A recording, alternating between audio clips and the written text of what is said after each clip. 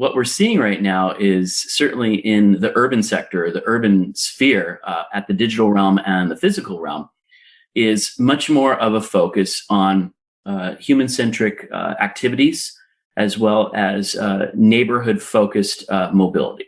So we've basically centered a lot of our movement in a sphere that really translates to localism. And this localism is in part a direct response to social distancing, to confinement, and to restrictions for public health as part of COVID. However, this has also opened up the opportunities for stakeholders in the public and private sector, whether the public sector, they be public administrators, urban planners, policymakers, et cetera, to think about how the cost of doing business, either from an equity perspective, from an environmental perspective, or an economic perspective, is simply not sustainable. So we cannot go back to that world we were talking about in our previous podcast in 2019. That's not going to happen. And it shouldn't happen because, again, we had many deleterious effects at a global level if we were to continue down that path, related to congestion, related to environmental health, related to environmental justice, social equity. Hi, Smart Community friends. In this episode of the Smart Community Podcast, we welcome back Scott Shepard, who you may remember from episode 139 in 2019. Scott is an urban planner with Iomob, the Internet of Mobility, and is currently based in Lisbon, Portugal. He's also ready to talk all things mobility. Scott first tells us about his passion for cities, places, and people, and how these link together with mobility and transport. As Scott is based in Portugal, he discusses the contrast and comparison in urban planning between the US and Europe, and how he looks for best practices for sustainable urbanism this way. We then go back to micromobility in 2019 and where it was at the last time Scott and I spoke. We then talk about digital communication and digital trust and how these have shifted, as well as the focus now on human-centric action and neighbourhood-focused mobility as a result of the COVID-19 pandemic. We talk more about the pandemic and the impact it has had on our urban and digital environments, and how some of the temporary emergency-based interventions can be implemented into society long-term. Scott then talks about intermodality and the need to think beyond the silos of individual modality, before we discuss how public needs are changing, and in terms of transport, how their behaviour can be influenced for better sustainable mobility outcomes. We finish our chat discussing the emerging trends of technology such as electric vehicles, hyperloops, air shuttles, air taxis, and personal autonomy, and whether these are sustainable, scalable, and the real future of mobility. As always, we hope you enjoy listening to this episode as much as we enjoyed making it. Welcome to the smart community, smart regions, smart towns, and smart cities. It's where we live, work, and play. With smart communities, the future starts today. Big data, smart mobility, emerging trends galore. The Smart Community Podcast is what you're looking for. Hello, Scott. How are you today? Hello, Zoe. Thank you. I appreciate the invitation. Good to see you. Yeah, you too. I'm really excited to have you on the podcast. Now, this isn't your first time on the podcast, but we'll talk about that later. Let's go to you first and tell us about your background and what you're passionate about. Sure. So my background is I'm an urban planner. I'm passionate about cities, places, people, and movement, and all about, how society forms around the built environments, but also layering in technology and new innovations that kind of enable the society to kind of move in a more sustainable manner. And the thread that kind of stitches all that together for me, my passion, as well as my career path, is mobility, is transportation. And that has been kind of the layers of the onion that kind of peel over time. And that's really the core of what I focus on here based in Europe, but also back in my previous career and places of employment in North America and the United States as well, too. Yeah, so tell us where you're zooming in from. Yeah, so I'm speaking from Lisbon, Portugal, my adoptive homeland. I've been here about 3 years. I'm a native of Los Angeles, California, so huge taco and craft beer fan, big Lakers fan, Lakers and LA Rams. So definitely a West Coast person at heart in the US, but kind of now with more of a European focus in urban planning.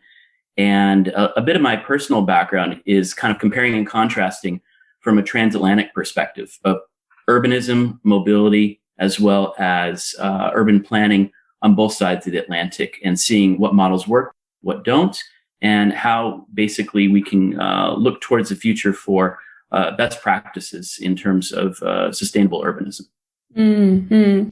And so you came on the podcast in 2019. Your episode went out in November of 2019. We were doing a themed month called Movember, which was all about moving around. I cleverly came up with that. And then I looked back later and I went, oh, it's like Movember, but move. And my team was like, yeah, we thought that's what you were doing. And I was like, oh. Anyway, enough about me. So, yeah, we talked about, it was episode 139. We're now in the 200s, which is exciting. Congratulations. Thank you. Yeah, we're 228, I think, will come out very soon. Well, would have already been out once this goes out. Your episode was called Looking Past the Hype in Smart Mobility Trends. So I remember having a really great conversation about scooters and micromobility and stuff like that when it was all kind of happening. And I think we had quite a balanced conversation as far as I remember around, yeah, that's all well and good, but actually what about the rest of the system? It's all well and good to improve the mobility right in the center where actually they probably already have fairly decent mobility. How do we then shift that out to the other areas? Because I feel like I probably would have mentioned, my experience in Mexico City where they've got these scooters, but they were originally in the outer suburbs, but unfortunately it all changed. But that kind of thinking was coming in where it's like that whole system of thinking, which, it was, I remember the conversation quite well, actually. It was a really good one because I think it was one of the first times we really talked past the hype, which was really good. Yeah. At that point in time, in mid to late 2019, was certainly, I would say, the peak hype in terms of micromobility here in Europe. It was about 6 to 8 months behind North America in terms of the introduction of the market-driven approach to scooter share startups, primarily out of North America at the time, that were crossing the Atlantic into European cities, starting, I would say, in Spain and France, and then kind of spreading outwards with national legislation to Germany, as well as Central Europe. At that point in time, the UK came later, and the UK is still more at the pilot phase, kind of deploying different market pilots for scooter share companies. But we hadn't at that point in time seen a lot of the homegrown scooter share companies that were either self-financed or financed by venture capitalists in Europe starting to dominate the market at the time and either complement or eclipse some of the North American operators. I'm not going to really mention any of the operators for the sake of discussion here, but just to kind of open up that conversation. But that point in time, again, was very market-driven approach, very laissez-faire, very open, let the market kind of run its course. And we had a bit of this battleground being set, this friction between the public and private sector, where we had basically scooters being deployed in different districts and cities, unregulated, and cities then responding, over-regulating, basically producing restrictions that aligned with the actual placement and deployment of operations, and then basically put into place policies that allowed for more of a formalized procurement, RFPs, for the operation and permitting of scooters. So it kind of went both directions at that time, but there was not necessarily, I would say, a common ground or an equilibrium at that point in time in 2019. And it was very much in its infancy, certainly here in Europe. And that's kind of setting the stage for what our previous conversation was. Yeah. No, thanks so much for, I guess, going back there and just kind of refreshing our memory on what we did to kind of talk. It was a rewind, yeah. Yeah, and the context, because it is important, because this shifts so quickly. It's bananas. And also COVID was not even a thing that we were even thinking about at the time. And I think that's an important conversation as well, because then I've had many more mobility conversations with a whole bunch of different people, and we are having different conversations. Some of the fundamental things are still the same, that we want to move, but we're moving in a digital way as well, and that's more recognized now. It was always happening, and I think last time we spoke, we were probably both traveling like crazy people. And yeah, it is interesting because I feel like I'm still traveling, but yeah, it's just in the digital world now. I did an in-person conference a couple of days ago, and I realized I do actually miss that because as an extrovert, I can get a lot from digital connections as well. But yeah, really miss that in person. But to say that actually it made it more powerful or more real or more connecting because I hadn't had it all the time. Whereas before it was like, the default was in person and then digital if you couldn't do it, and it was like less than. Whereas now digital's the default and then it's like more than if you can connect with somebody face to face. But what I like about this is that we can build trust in a digital world, which is something I talked about ages ago, but was, talking to different people, and the consensus was that you would have to meet the person first, then you can build trust digitally. It was really important, that first meeting. Yeah, the traditional model of kind of relationship building and trust building and whatnot, the much more formalized approach to institutions and the commercial world and business. Yeah, absolutely. But as a podcaster, I'm not going to wait until I can be in the same place as somebody. So I was doing it in reverse. Yeah, and get a physical business card. I mean, come on, who's going to do that anymore? Or go to the board and meet with, 10 people or whatnot. Yeah, exactly. Those days are past us. Yeah. Anyway, I bring it up because I want to talk about it, I suppose, but I'm keen to hear more from you. Okay, so we talked a little bit about what happened in 2019. We're zooming forward. Now it's an end of April 2021. Tell me what has changed in a concise little box with a bow. Yeah, so we've had, 3 or 4 waves of COVID now. We've had multiple lockdowns and confinements globally, not just here in Europe, but in North America, Australia, Asia, everywhere. And society's completely been upended and turned upside down for worse, but also for better too. So this is where I'm going to wear my urbanist hat right now and talk about some of the promise and hope and future for how times of crisis spring opportunity. How does that saying go? But anyway. So crisis spurs invention. And what we're seeing right now is certainly in the urban sector, the urban sphere, at the digital realm and the physical realm, is much more of a focus on human-centric activities as well as neighborhood-focused mobility. So we've basically centered a lot of our movement in a sphere that really translates to localism. And this localism is in part a direct response to social distancing, to confinement, and to restrictions for public health as part of COVID. However, this has also opened up the opportunities for stakeholders in the public and private sector, whether the public sector, they be public administrators, urban planners, policymakers, et cetera, to think about how the cost of doing business, either from an equity perspective, from an environmental perspective, or an economic perspective, is simply not sustainable. So we cannot go back to that world we were talking about in our previous podcast in 2019. That's not going to happen. And it shouldn't happen because, again, we had many deleterious effects at a global level if we were to continue down that path, related to congestion, related to environmental health, related to environmental justice, social equity. So what has been happening in the United States and what's happening in the global level, UK and other places, and as well as what has been happening from a sustainability perspective related to just the movement and actions of our day-to-day activities.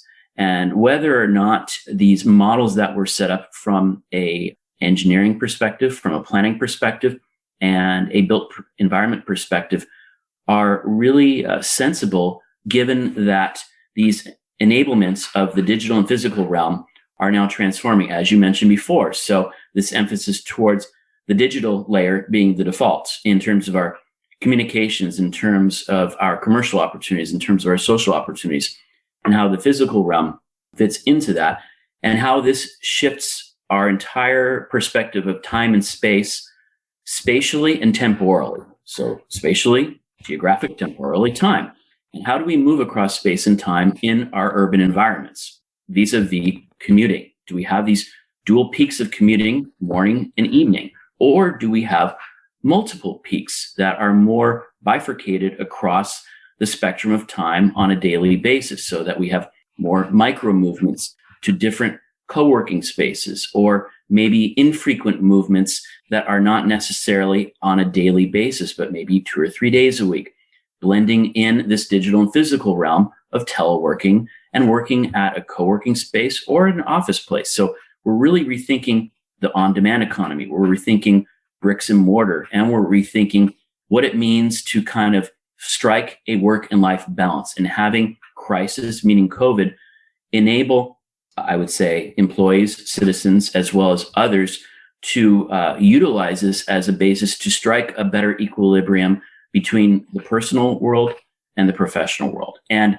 this has moved and shifted these paradigms of what it was seen as the standard office environment, the standard work environment, 9 to 5, commute in the morning, commute in the evening, you'd be at your desk, you'd be at your cubicle, to now much more of a blended environment across space and across time, and perhaps having movements within the urban sector, perhaps interacting with a central business quarter, a central business district, or maybe, as you say in Australia, a high street. We say in the United States, a main street, same thing, a commercial center, but in fact, maybe not necessarily such a hub and spoke model from I would say, an urban geography perspective, but one that's more polycentric and one that is much more neighborhood focused and has many different exchanges and interchanges. Because again, this feeds back to the social and physical construct of cities being living organisms, and they're not necessarily these monolithic creations of humankind. So I've said a lot. Maybe I didn't say too much, but COVID has struck a chord in terms of finding an opportunity for changing our physical and digital environments. Yes. No, I think, some great stuff there. And I think it's reflecting on that. Like, I think right after, for us in the last, maybe end of 2020, we reflected on COVID, but I think it's important to continue to reflect, to continue to see over time how some of those things are coming back, and do we actually want them to? Because some of the things we can't necessarily control because it's, the community decides that's what they want to do, but there are things that we can potentially influence from a corporate sector or a government sector or whatever policy, but also within our employment. Like you were saying, like, we're going to stick with the flexibility of working at home 3 days out of 5 or whatever the case may be. But I also think with the shift in work, which, may have got a bit of it wasn't a dip, but it definitely maybe had a divert, like a different direction. Because if you had a stable job, I guess stable is a weird term to use, but like a traditional employment situation in COVID that was stable enough that you weren't worried that you were going to lose your job, for example, you may have stayed there for that time, but then you could think, is this actually what I want to do once things, kind of come back to normal, whenever that may be. But then I also think that we'll see this kind of gig economy shift up again, and I mean a professional gig economy in the sense of like, an engineer might be working at 3 different places or something, along those lines. So then you'll see that will also affect the way people move around. If we embrace this remote working, particularly like in regional towns, for example, that can have a huge influence if 20%, half of your population is doing this kind of work, whereas before it may have been very different. So I think I've also just said a lot and not very much, but I think it's important that we continue to reflect on this and then kind of go, oh, actually, no, we're going back down this path that we decided we didn't want to go down, but we didn't know how to shift it, and it shifted, but now we're sliding back down again. Okay, what can we do to shift that back? Or maybe it's not back, but maybe it's in the middle. It's something different. Yeah.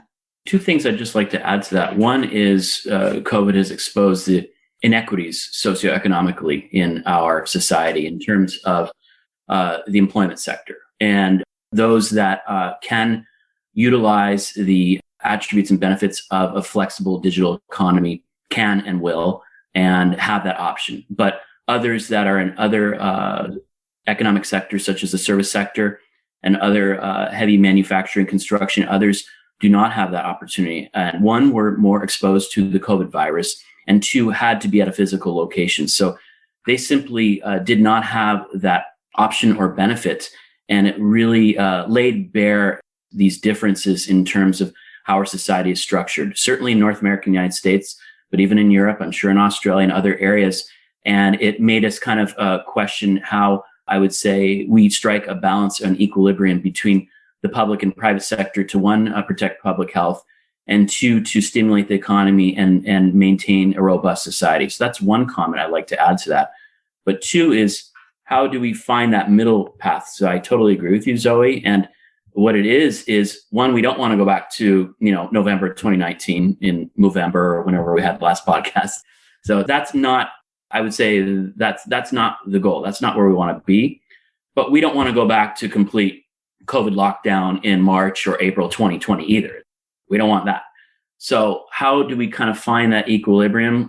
Because we don't want massive congestion on our roadways or infrastructure that's overly reliant on the automobile. That's single modality. We don't want that either. We want to move across and move away from some of these, I would say, unfounded fears of the spread of COVID by public transport, which are simply false, and people's aversion to using public transport and shared mobility, thinking that COVID could be spread as a vector for those forms of mobility, which is statistically and scientifically unproven. And two, I think it's important to think about how we structure our society and as well as our cities and the built environment such that some of these temporary interventions by urbanists, by policymakers and urban planners are sustained permanently in the long term. And while they need to be enabled by stakeholder engagement and citizen participation, they cannot be top down by diktat by the government or the public sector telling citizens, we are going to close your street and you have no citizen input. And that's not fair and that's not right. There has to be a participatory planning process. As an urban planner, you have to have your social engagement, your community engagement. However, that does not necessarily negate some of the gains and the positive outcomes that we've seen from many different emergency-based interventions by municipalities, primarily in Europe, but a bit in North America too, meaning Berlin, pop-up bike lanes, Milan, car-free city centers, Vilnius, Lithuania, outdoor dining, et cetera, Barcelona, city blocks. All these interventions need to be structured in a manner that they strike a balance with citizen participation, stakeholder engagement, but they are focused on much more of a permanent basis for a sustainable urban environment, because we cannot go back to what we're seeing right now is a troubling trend on the part of different lobbying groups and different, I would say, coalitions, mainly in the United States, but we're seeing it in the UK too, which is much more of a pro-car centric and pro push towards opening up the streets again and eliminating any open streets kind of interventions that allowed for more pedestrian activity and more kind of community level engagement. And there has to be a bit of a balance so that we can figure out how some of these temporary interventions can be put in place long term. And then they can also lead to what I'd like to call, and what we work on at the company I work for, Iomob, the Internet of Mobility, a little pitch here, which is intermodality. So this is where the public sector now starts thinking beyond these silos of individual modality, because traditionally, up until 2019, most public transport authorities, municipalities, and others viewed individual modality as their own domain. And if you were a bus operator, if you're a rail operator, you pretty much viewed other modes, whether they be shared or not, certainly in the private sector, whether it be a bike share scheme, a scooter share scheme, et cetera, as a direct competitor to your passenger ridership base. And COVID has also laid a new opportunity for the public sector to now think multimodal as a door-to-door journey in terms of essentially building out better access, not just ridership, but access to bus, rail, tram networks through leveraging other private suppliers of mobility, whether they be car share, whether it be scooter share, and not viewing in the lens of a competitor, but viewing of a lens in a network effect, in a marketplace. So these different suppliers, one, boost their ridership, which is the traditional KPI, key performance indicator of the success of a public transport operator or private contractor operating their network, or now, as we're seeing a lot in the media and the news, the terminology of access to mobility and transport, not just ridership, simply how many people are using network, how many people in a geographic unit or a shed have access, pedestrian access to a range of mobility services to perform their daily leisure as well as work functions. So just another layer to kind of add to what you had described. Yeah, absolutely. And it's so important. And I think, we have to think about that. I mean, we always had to think about it, right? But now more and more, we're being forced to now. And some of the work I've been doing recently is exactly that. We might be looking at a bus network, for example, a new bus network, but actually you're looking at, well, how does that integrate with, micromobility? How do people get to the bus? They're walking, is it shaded? Is it safe? Is it nice to actually do that? And also then when people get to the bus, what can they expect? What can their experience be? Particularly people that may have never caught a bus before, maybe they have a disability. And so, they don't want to be sitting at a bus stop waiting for a bus that never shows up, and so how do we get that real-time information?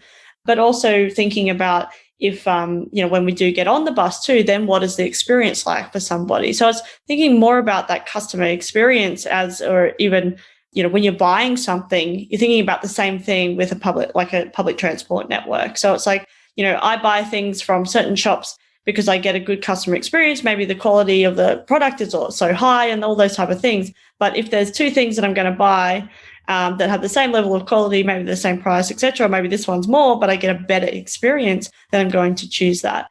So there's all those things that we need to consider, convenience and all these other things that maybe potentially we didn't have to incorporate or we didn't incorporate in the past. We have to do that now because the expectations are changing for customers, but also we want better cities. We want better regions. We want better communities for everybody. But it has to be more customer-centric, like you said. I'm sorry to interrupt, but it can't be just thought of as passenger-centric and either a public authority or public agency, and no fault to the public, because I'm very much supportive of the government and public sector viewing individuals as passengers or riders, but they have to be viewed now as customers. And customers are participating in a marketplace, an exchange of services in a public and private manner. And public transport is just one mode that stitches into this entire offer for a consumer that will choose to participate in a multimodal journey versus using their own automobile. And this is one of the desired outcomes from a policy perspective in terms of, I would say, influencing either modal shift or behavioral change for more sustainable mobility outcomes. Yeah, I totally agree. I'm just looking at the time. We've had a really great conversation about what's happening kind of now and what we're starting to think about. Let's zoom a little bit further into the future and talk about those emerging trends, which I think we've already started to, that's what we're talking about, right? But let's talk about emerging trends that people aren't talking about enough. Well, we hear a lot of trends right now that people are talking about a lot, but do they have legs to them? Are they really that feasible? Do we really view kind of high-speed tunnels for individual automobiles, electric vehicles? I won't name names. Are they sustainable? The ones that they're considering to build under Miami and Las Vegas and other cities. Is that the future of mobility? And can we call that public transit? I don't think so. So that's one trend. Are hyperloops really sustainable? And are they a replacement for high-speed rail networks or even kind of short distance journeys across airlines? That's yet to be seen. And it's a massive capital investment. There's many other trends, such as, I would say, air shuttles and air taxis are being considered in different Asian cities. And what are the benefits to those? And does that lend itself to a better sustained mobility network? Or does this create more of an environment that is, I would say, geared towards specific economic sectors? Well, it's yet to be seen. I have my own opinions, but there's certain, I would say, use cases and templates we can point to, which are simply private helicopter charter companies operating in Sao Paulo, Brazil right now, which are skyscraper hoppers for the rich and elite that move people around from one skyscraper to the next and avoid the massive traffic in Latin American cities such as Sao Paulo, Brazil. Is that what, kind of autonomous or air travel, air taxis bode for our future? Not sure, but we have some use cases to point to. And then finally, just the discussion on autonomy itself. Personal autonomy vehicles has taken quite a bit of a black eye recently and a massive hit. Uber has divested from autonomy. Lyft just divested from autonomy and sold off its unit to Toyota, 2 days ago. Many of the startups that are U.S. based that produced a lot of the, I would say, tier one suppliers for, I would say, sensing, as well as the other components for autonomy and testing. There's interesting success stories, certainly with Waymo and Cruise and others that are providing some interesting promise for the future. But I would say that appetite for investment in personal autonomy, certainly in Silicon Valley in North America, has cooled off even since the last time we spoke. So that's a trend. So where does that leave us? That leaves us with more private sector commercial autonomy, and that leaves us with more public sector autonomy for transport. So that is where we start thinking of autonomy as maybe another mode that could be complemented in this multimodal network, whether it's demand response transit, DRT, on-demand buses. Do we have robo shuttles that are integrated into our public transport network that you can hail on demand in more of a coverage zone versus a fixed route? So it's not a fixed route bus or rail network, but it's an on-demand shuttle that is driverless. I don't know. I mean, that's something that's considering. I think it has some promise, but I think the geometries and the ridership versus the coverage, because this is something that many transit planners think about in terms of how many riders can they, I would say, offer on a hourly basis, has to be studied further, but that has some interesting thoughts to it. And then the other, I would say, massive shift that is under exploration, certainly using Southeast Asia as a test bed. So this would be like Singapore, Kuala Lumpur, Seoul, South Korea, are, for lack of a better word, robotaxis. So robotaxis are the big thing right now. So that leads to Intel's investment in MoveIt and utilizing the public transit data repository for assessing the viability of robotaxis and using that as a basis for kind of multimodal journeys.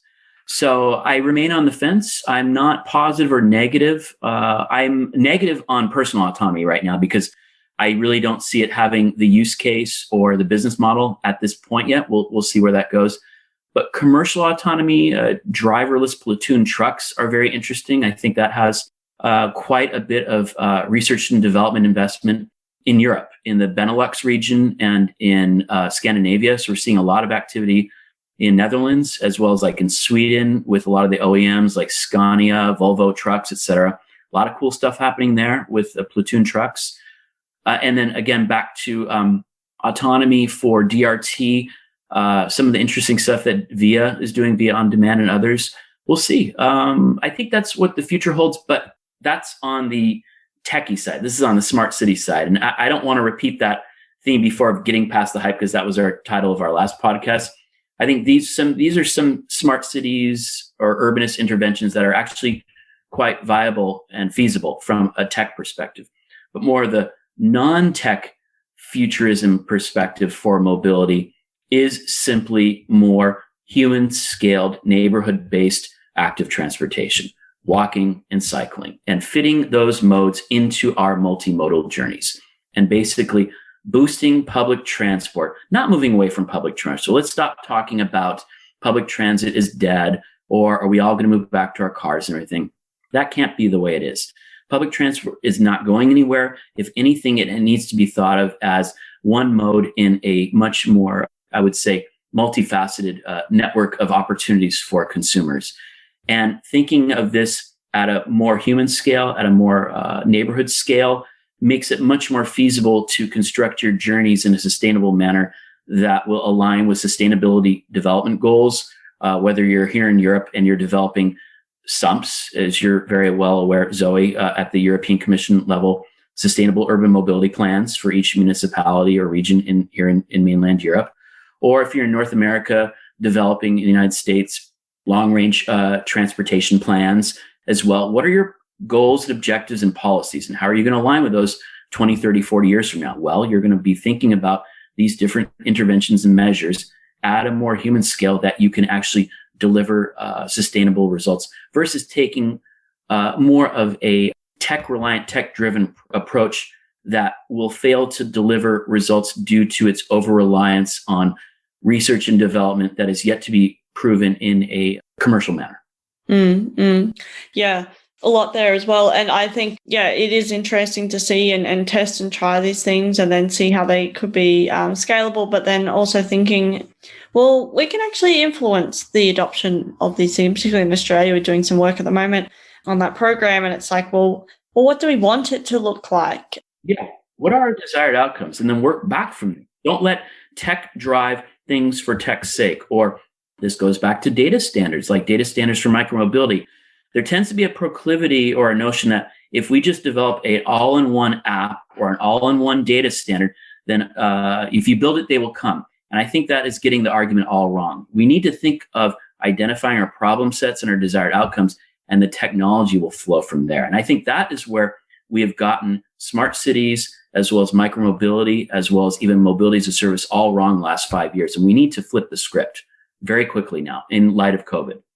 Well, Scott, it's been so great to chat with you. So last question, how can people connect with you? Sure. Twitter at Scott Cities First. So @ SCOTTCITIES #1 ST, Scott Cities First. Or you can find me at Scott Shepard on LinkedIn. We will put the links in the show notes so people can click away and find you. Thank you again for joining me again on the podcast. It's been great. It feels like a very long time ago, but also not that long ago at the same time that we had our last conversation. We are in a different world now. It's amazing, but I'm very hopeful and positive for the future. I see a lot of interesting, exciting things happening in urbanism and mobility. So I think as we emerge past COVID, certainly in 2022, we have a lot to be hopeful for. Well, we'll end it there. Thanks again for coming onto the podcast. And we'll talk soon. Thanks, Zoe. See you, bye.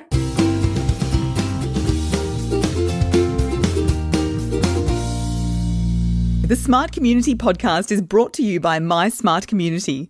If you're trying to deal with disruption, not sure what technologies to buy, need to facilitate genuine collaboration, then we can help.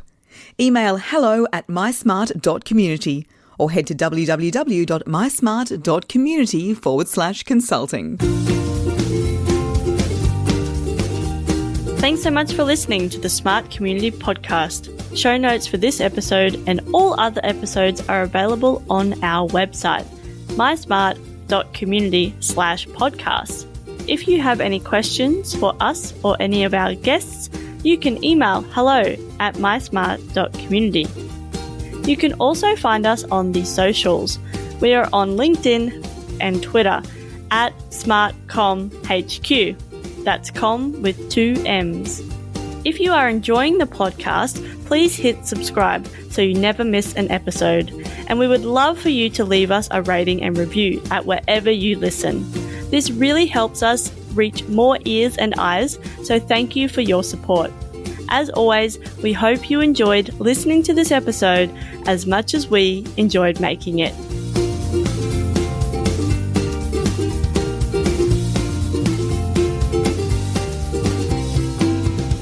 The Smart Community Podcast is what you're looking for.